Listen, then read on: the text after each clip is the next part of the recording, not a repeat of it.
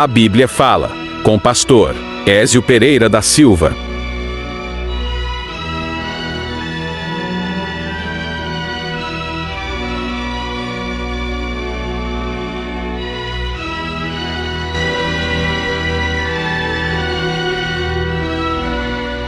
Sejam bem-vindos mais uma vez, todos os nossos queridos amigos internautas, telespectadores.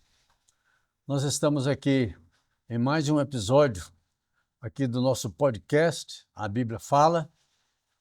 E a Bíblia fala mesmo, porque o que ela fala é 100% verdade, absoluta, reveladora, e que rege toda a escrita, todos os acontecimentos aí no cristianismo, bem como no mundo todo também, em todas as épocas. Então nós estamos hoje no episódio 62 da Bíblia Fala, nosso podcast. E o tema de hoje também é um tema relacionado aí à escatologia, tá bom? Então, qual é o nosso tema hoje? O tema é forças atuantes na grande tribulação. Forças atuantes na grande tribulação. E eu quero começar dizendo para vocês o seguinte: nós, pelos os relatos, né, das Escrituras Sagradas, da Bíblia Sagrada, os acontecimentos da grande tribulação, tudo aquilo que envolve a grande tribulação, desde o início até o seu final, possuem duas fontes. Em algum momento eu já mencionei isso aqui para vocês, mas especificamente hoje, os acontecimentos da grande tribulação possuem duas fontes, só duas fontes e dois alvos principais. São vários alvos, mas os alvos principais são dois. Bom, a primeira força que atua na grande tribulação, então, para que os telespectadores, nossos internautas, não façam uma avaliação aquém, uma suposição aquém daquela que está registrada, né? Nem também duvidem, né? Nem coloquem em dúvida, em xeque, o conteúdo completo da grande tribulação. Então, nós temos, duas forças atuantes na grande tribulação. Então, os acontecimentos da grande tribulação possuem duas fontes, né, de origem, né, todos os acontecimentos, e dois alvos principais. Esses alvos principais se subdividem em outros alvos também, que nós vamos mencionar aqui no decorrer aqui do compartilhamento. Então, não por ordem, vamos dizer assim, de importância, mas só pela sequência aqui, nós temos a primeira força que eu quero mencionar, que atua na grande tribulação, é a força maligna, a força satânica, a força do diabo, a força de Satanás. E aí Satanás envolvendo, né, tudo aquilo que ele gere, que ele gerencia, que ele comanda de uma maneira geral, né? Satanás, o anticristo, que é mais conhecido como a besta, né? Bem no Apocalipse fala de duas bestas principais, mas elas acabam sendo, vamos dizer assim,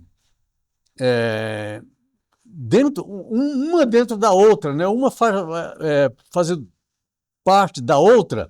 Então nós podemos considerar de uma maneira geral a besta. São mais de uma, né?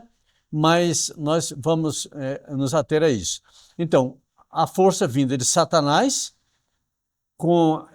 na verdade é a tríade, né? A trindade maligna, né? Satanás, o anticristo, que é, no caso, a besta, né? E o falso profeta, o grande enganador. Tá bom? Bom, e quais são esses alvos? Falando os alvos, então, primeiramente aí de Satanás, do anticristo e do falso profeta. Então, eles não trabalham, quer dizer, eles não vão atuar sem alvo, eles terão alvos. E os alvos que eles têm é fazer o seguinte: perseguição, tentação, ameaças, e ameaças aí está um tanto relacionado aí à marca da besta, né? Que ela é bem direcionada, ou é bem falada, né? É mais assim entendida como a marca que autoriza ou não alguém a comprar ou a vender naquele tempo da grande tribulação, quando a grande tribulação estiver em ação. Então, perseguição, tentação, ameaças, aí entra a marca, né? Comprar e vender. Ninguém pode comprar nem vender nada se não tiver a marca da besta, ou o número da besta, ou o nome da besta, tá bom? Então, perseguição, tentação, ameaças, suplício e morte. Então, essas ações todas são desencadeadas contra quem? Contra a igreja, que é o alvo, né? O alvo principal, contra a igreja. E a igreja aí, entenda-se, Israel e os gentios salvos.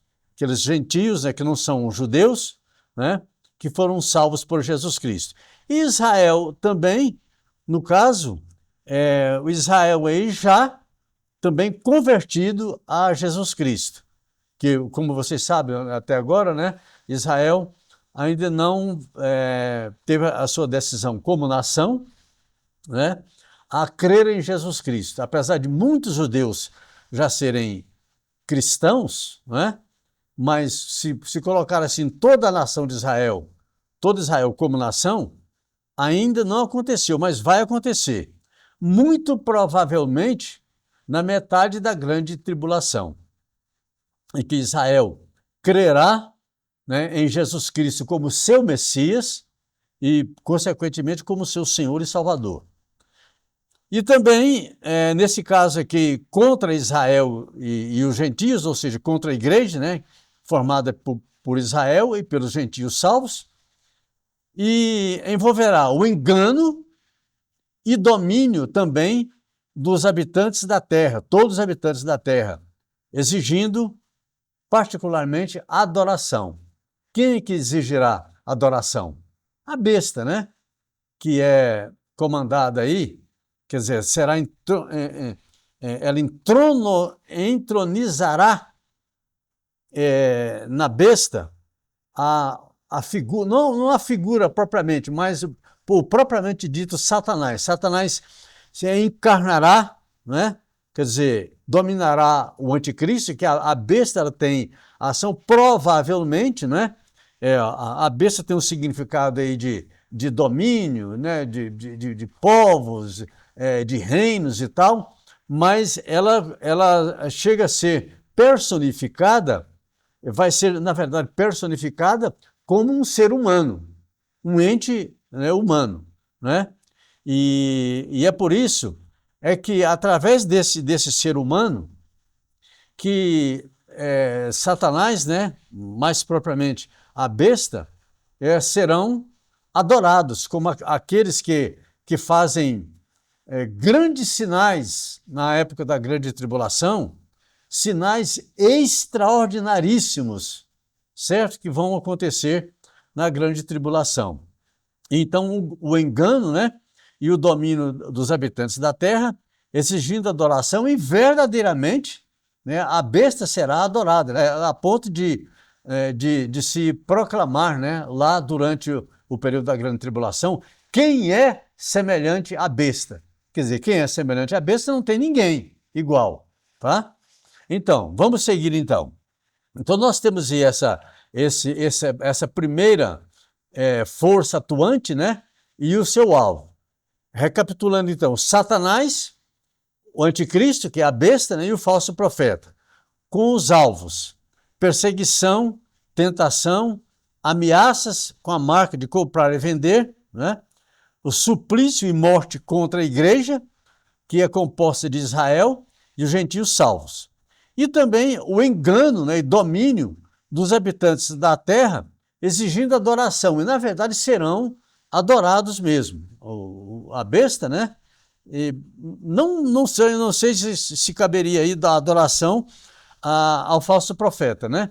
Provavelmente também, mas que a besta terá aí, né, a adoração, né, como se fosse Deus, né, do anticristo. Tá bom, essa é a primeira. A segunda força atuante na grande tribulação, nós temos aí, por incrível que possa parecer, mas nós temos a atuação de Deus Pai, certo? Ah, mas Deus vai atuar na grande tribulação? Vai atuar e muito, e muito. Então, a atuação de Deus Pai, certo? A atuação de Jesus, principalmente na figura do Cordeiro, né? Cordeiro de Deus, que fala bastante lá em Apocalipse, nos capítulos lá se refere a Jesus lá em Apocalipse. E também numerosos anjos de Deus, que são relatados lá no capítulo 19 de Apocalipse, e além de outros textos mais que provavelmente nós não vamos mencionar. Então, Deus, Pai, né? Jesus Cristo, o Cordeiro de Deus, e numerosos anjos que vão atuar durante o período da grande tribulação.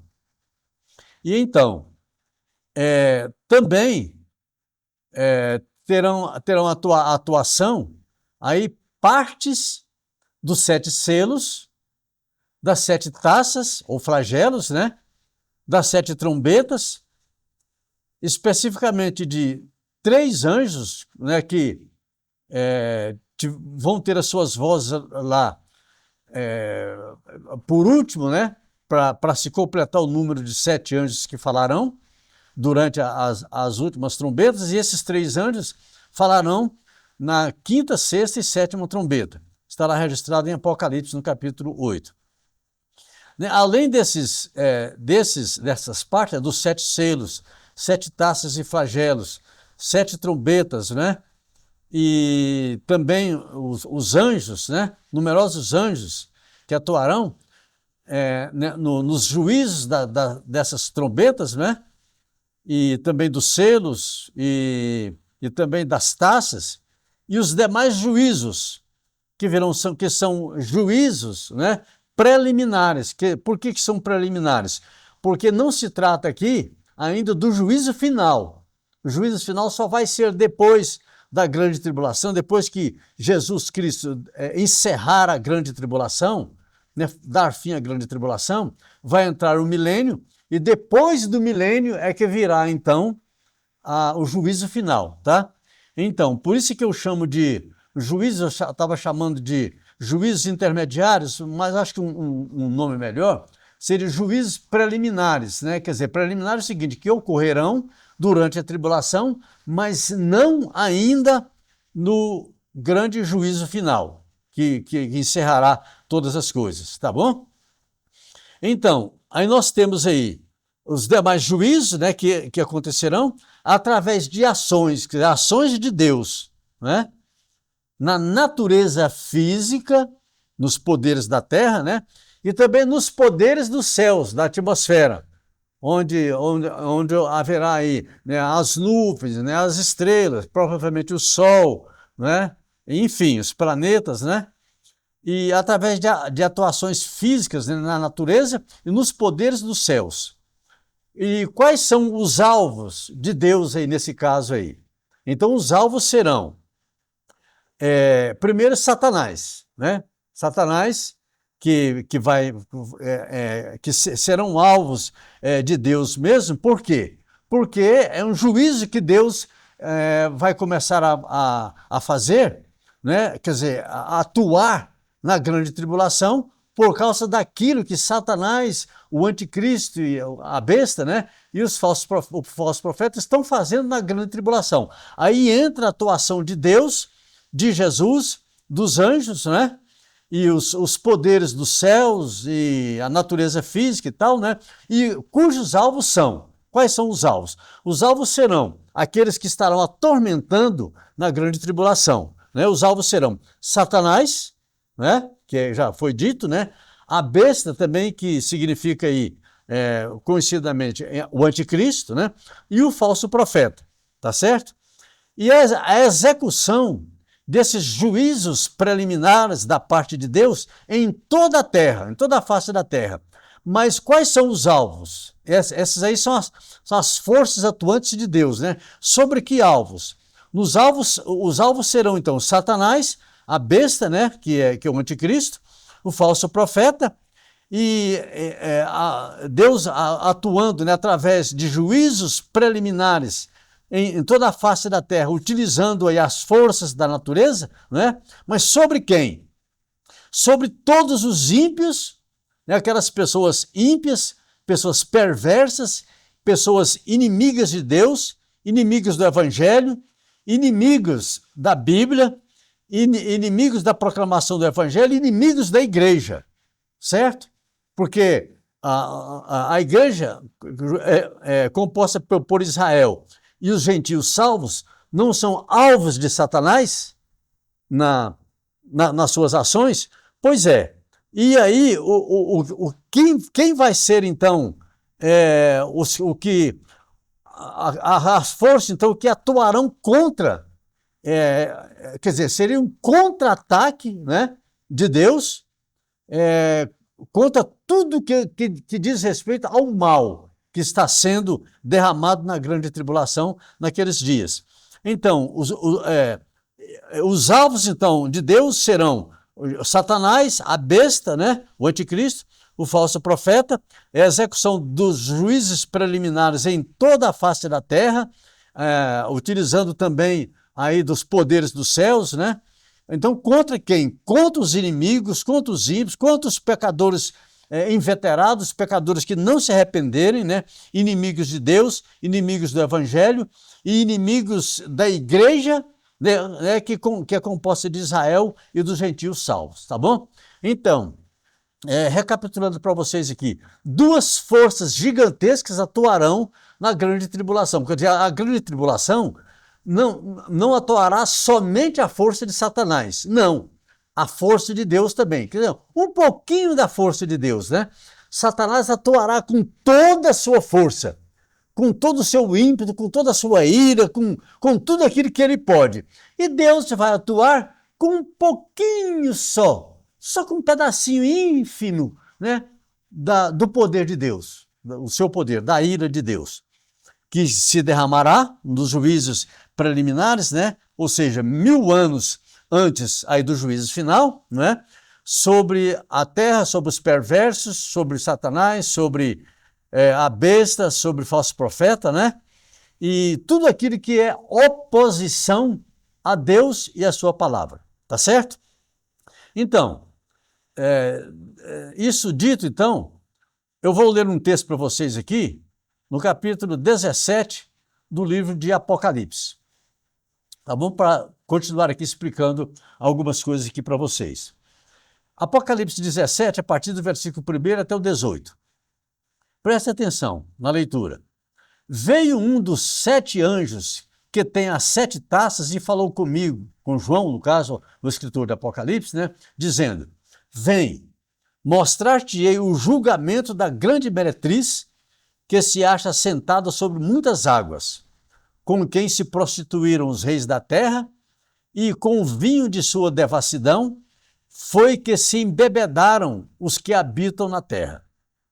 Então transportou-me o anjo em espírito a um deserto e vi uma mulher montada numa besta escarlate, besta repleta de nomes de blasfêmia, com 7 cabeças e 10 chifres. Tudo isso tem um significado. Não tenho condição de dizer pelo tempo aqui o significado de tudo, né? Mas alguma coisa eu vou falar. Então, achava-se a mulher vestida de púrpura e de escarlata, adornada de ouro, de pedras preciosas e de pérolas, tendo na mão um cálice de ouro, transbordante de abominações e com as imundícias da sua prostituição. Então, na sua fronte, quer dizer, na fronte daquela mulher, né, está escrito assim: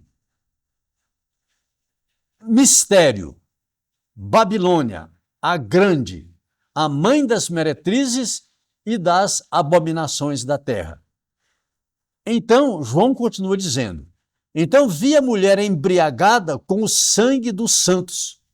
Quer dizer, embriagada significa que derramou, né, essa Babilônia, toda essa representatividade do mal aí, derramou muito sangue dos santos.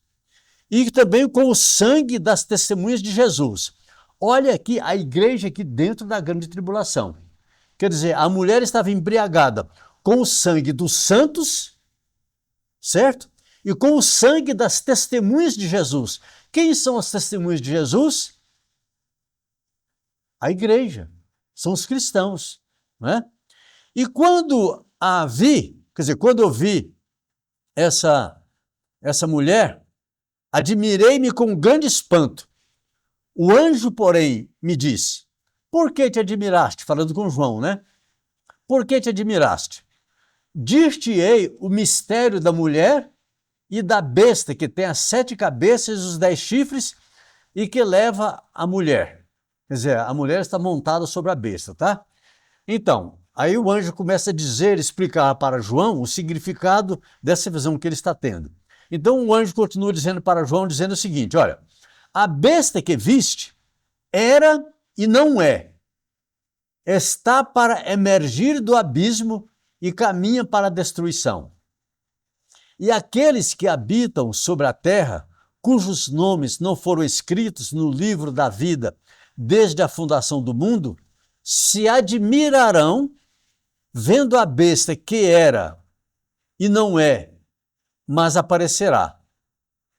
Então, o anjo continua dizendo: aqui está o sentido que tem sabedoria.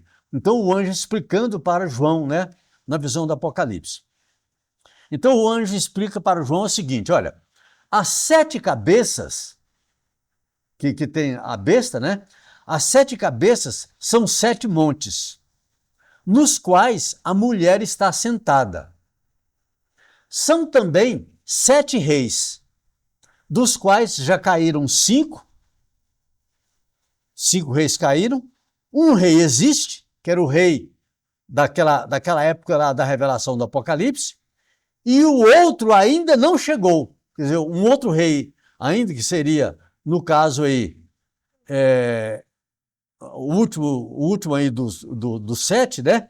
O último rei, que procede dos 7 e caminha para a destruição. O rei, né, que viria depois aí desse tempo aqui da grande tribulação. E caminha para a destruição. E o anjo continua dizendo para João: os 10 chifres que viste são 10 reis, os quais ainda não receberam o reino, mas recebem autoridade como reis, com a besta, durante 1 hora. Esse 1 hora aqui nós não sabemos explicar, não temos entendimento ainda para dizer o que significa aqui 1 hora. Provavelmente seja um tempo curto, né? Para não dizer dia, né? Então, diz hora, quer dizer, dando significado que é um tempo curto, né?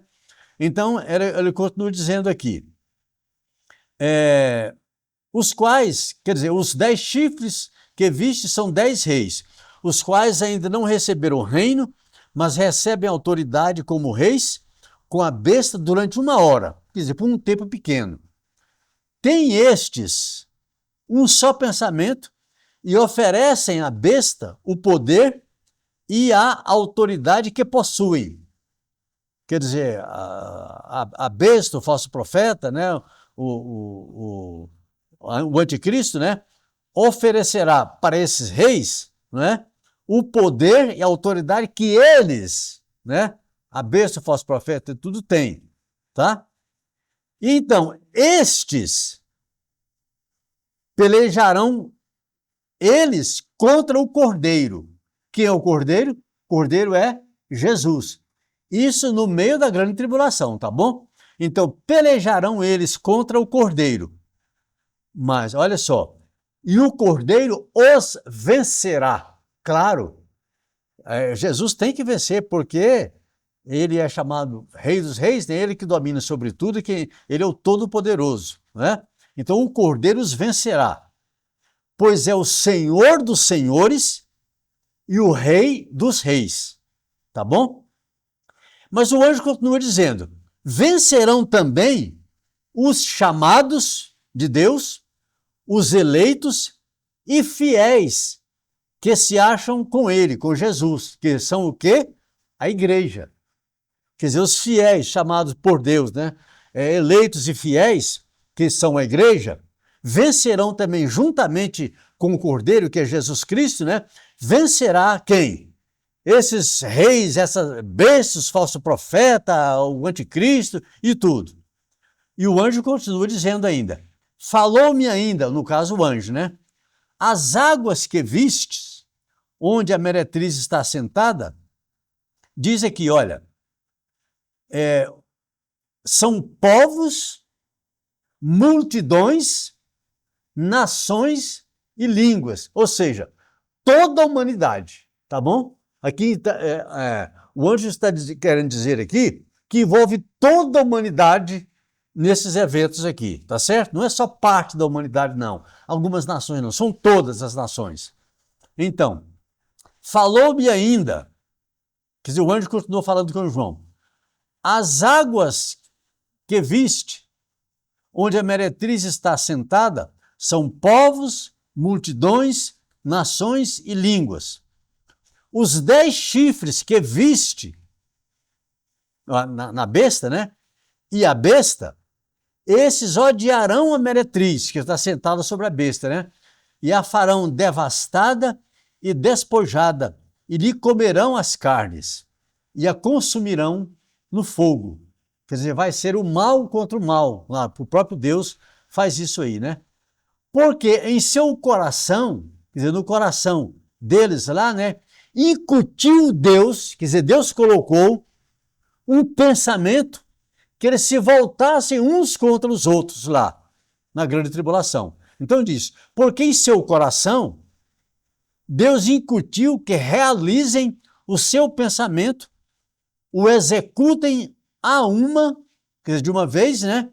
E deem à besta o reino que possuem, até que se cumpram as palavras de Deus, tá bom? Até que se cumpram as palavras de Deus.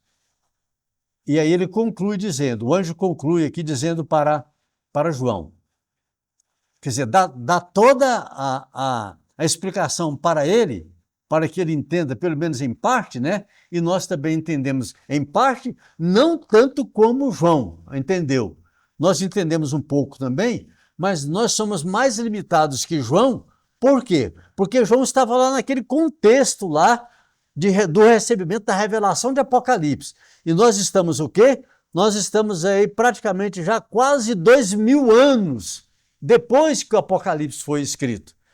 Então, o entendimento que nós temos hoje é bem menor, bem menos do que o entendimento que João teve naquela época lá, tá bom? Que o anjo estava dizendo a ele.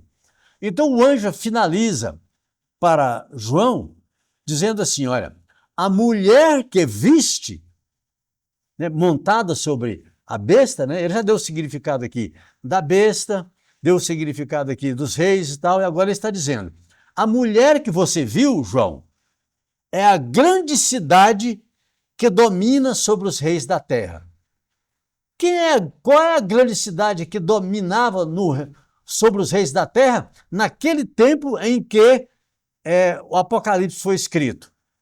Que provavelmente aí tenha sido aí pelo ano, aí, sei lá, 70, 80, 90, não sei, da nossa era. Mas bem ali, ainda na igreja primitiva. Então, a grande cidade que dominava sobre os reis da terra naquele tempo, qual era? Roma. Roma era a grande cidade.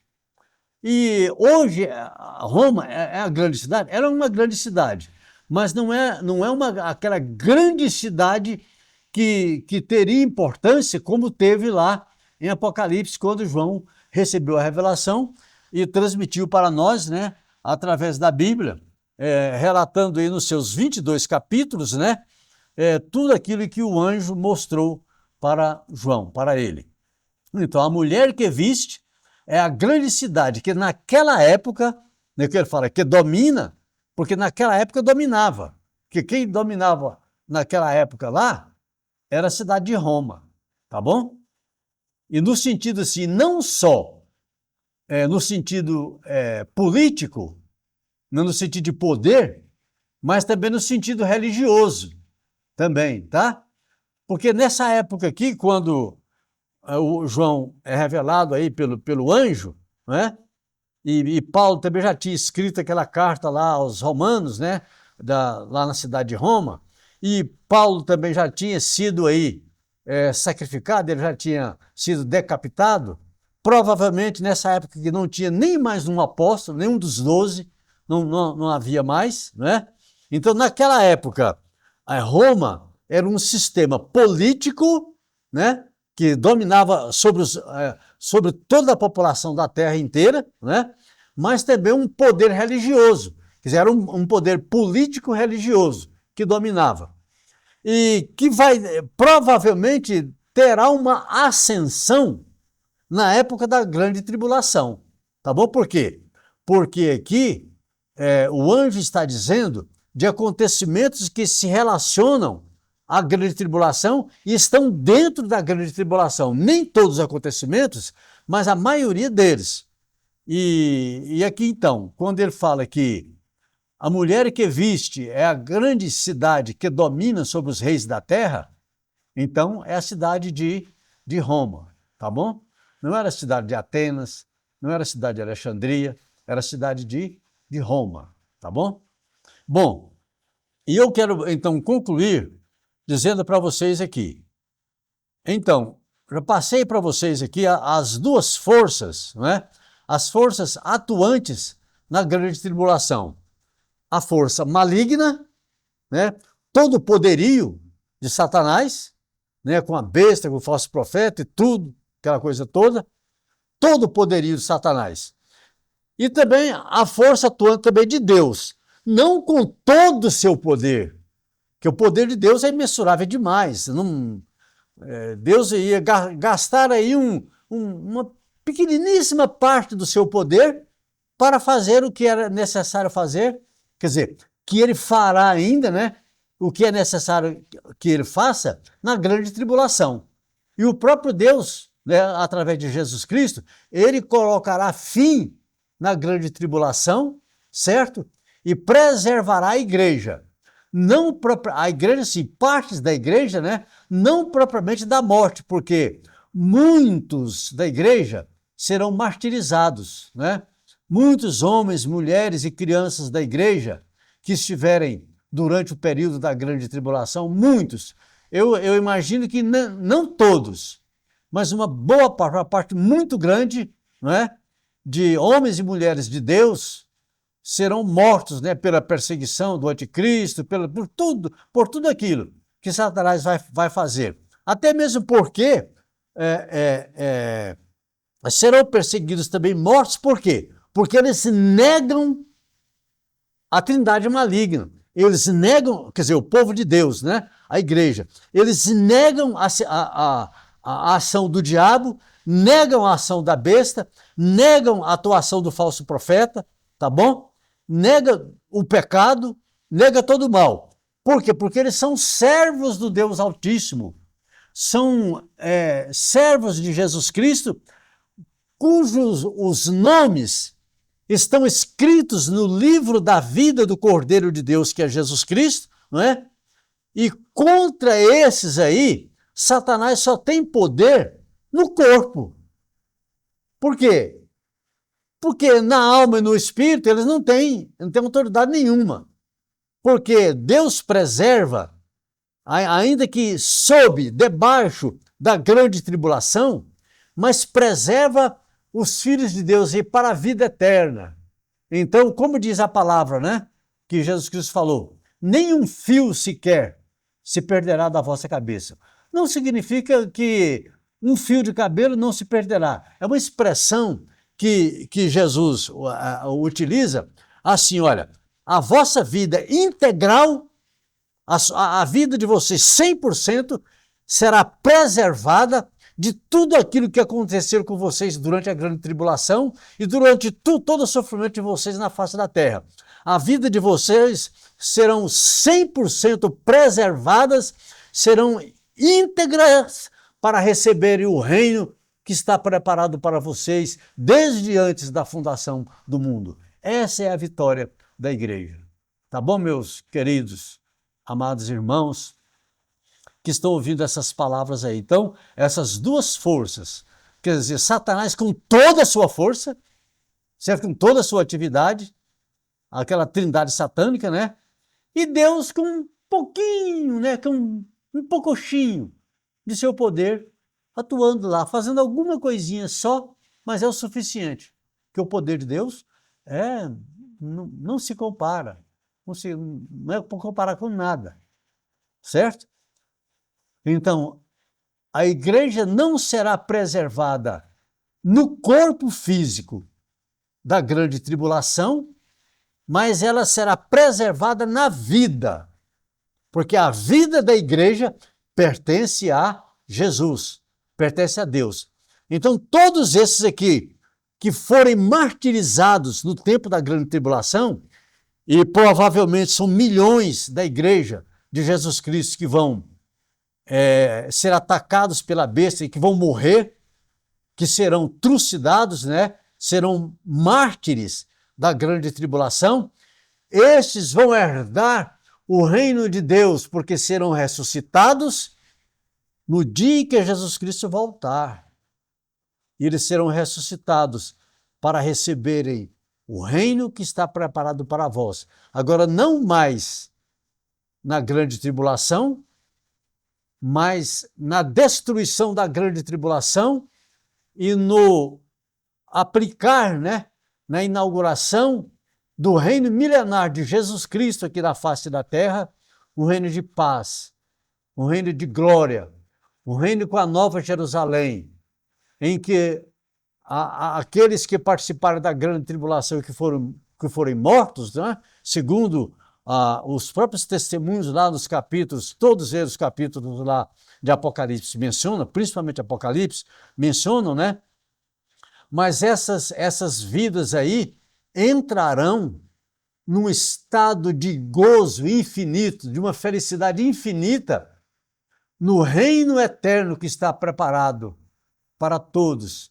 Embora perecendo no corpo físico, mas serão preservados na sua verdadeira vida, na vida que não vai se acabar, porque eles receberam a vida eterna não de mãos de homens, mas receberão das mãos do próprio Deus a vida eterna para viverem com Deus eternamente.